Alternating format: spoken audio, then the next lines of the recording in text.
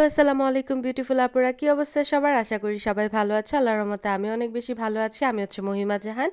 আমি আজকে তোমাদের সাথে কথা বলছি বাংলাদেশি ব্লগার মহিমা ইউটিউব চ্যানেল থেকে।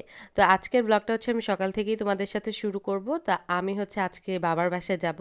তো সকাল থেকে কি করলাম, কিভাবে বাবার বাসায় গেলাম সবকিছুই তোমাদের সাথে শেয়ার করব। তো লাস্ট পর্যন্ত ব্লগটা দেখবে। আশা করি তোমাদের কাছে এই ব্লগটা অনেক বেশি ভালো লাগবে। তো সকালে উঠেই হচ্ছে এখানে মাংস আর মাছ ভিজিয়ে নিচ্ছিলাম। রান্না করেছে মাই। তো এগুলো হচ্ছে আবার দুপুরের খাবার। তো দুপুরের দিকে হচ্ছে এখানে শাপলা ভাজি করা হবে।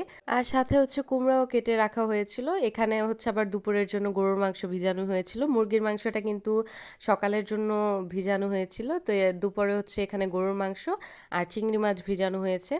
তারপরে হচ্ছে 11টা, সাড়ে 11টার দিকে সকাল আমার হচ্ছে অনেক বেশি কাশি হচ্ছিল। মানে রাত থেকে অনেক বেশি কাশি ছিল। তো আমি চিন্তা করলাম যে আমি এখন একটু তুলসী পাতা দিয়ে চা বানিয়ে খাই। কারণ গলার মধ্যে এত খারাপ লাগছিল, যে কারণে হচ্ছে আমি ভালোভাবে কোনো কিছুই করতে পারছিলাম না। মানে ঠান্ডার মতোই লেগে গিয়েছিল। তাই আমি চিন্তা করলাম যে আমি একটু আমাদের গাছেরই তুলসী পাতা তুলে নিই।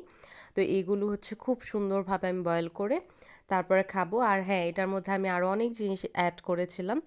এখানে হচ্ছে আমি দারচিনি, এলাচি, তারপরে হচ্ছে এখানে আমি কালো জিরা, আদা, এই সব কিছু আমি এখানে অ্যাড করেছি। অ্যাড করার পরে আমি এটা হচ্ছে প্রায় 10-15 মিনিটের মতো জাল করে নিয়েছিলাম। কারণ যত বেশি হচ্ছে জাল করব তত বেশি হচ্ছে এই পাতা বা হচ্ছে আদার রসগুলো বের হয়ে আসবে। তো এই যে এখানে আমি চাটা বানিয়ে নিয়েছিলাম অ্যান্ড বসে বসে খাচ্ছিলাম। আর খাওয়ার পরে বলবো মোটামুটি গলাটা অনেক বেশি ভালো লাগছিল, আরাম পাচ্ছিলাম। কিন্তু এটা খুব বেশিক্ষণ স্থায়ী হয়নি, আবার কিছুক্ষণ পরে ওইরকম কাশি আসছিল। আর এই যে এখানে হচ্ছে নোনা ইলিশ রাখা ছিল কেটে। তো এই নোনা ইলিশগুলো দিয়ে হচ্ছে কুমড়া রান্না করা হবে। এই ভাজিটা হচ্ছে চিংড়ি মাছ দিয়ে করা হবে, মানে এই শাপলার যে ডাটাগুলো আছে এগুলো চিংড়ি মাছ দিয়ে রান্না করব। আর এখানে গরুর মাংসটা হচ্ছে ডাটা দিয়ে রান্না করছি।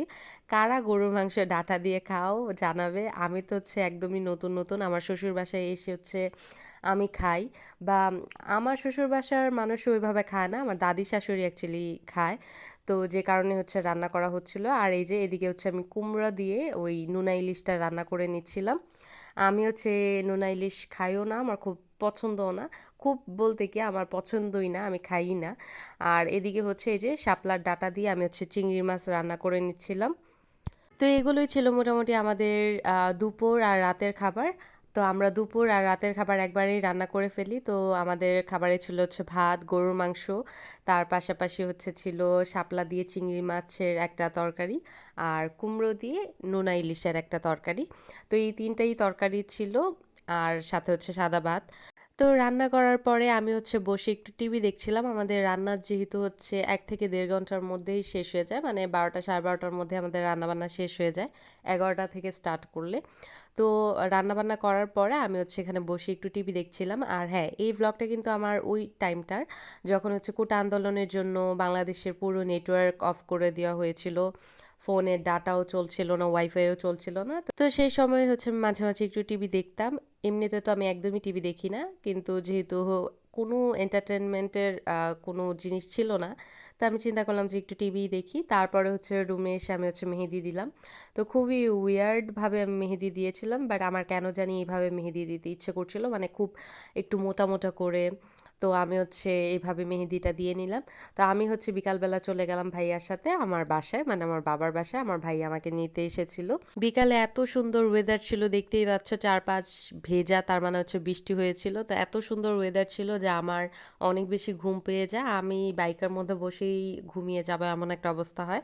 তো ভাইয়া হচ্ছে আমাকে একটা ক্যাফের মধ্যে বসিয়ে তারপরে হচ্ছে কফি খাইয়ে তারপর আবার নিয়ে যায়। তো এভাবেই হচ্ছে আমার দিনটা ওইখানে শেষ হয়। তো এটাই ছিল আজকে আমার ছোট্ট একটা ব্লগ। আশা করি তোমাদের কাছে এই ভিডিওটা ভালো লেগেছে। ভালো লাগলে আমার চ্যানেলটা সাবস্ক্রাইব করে দিও প্লিজ।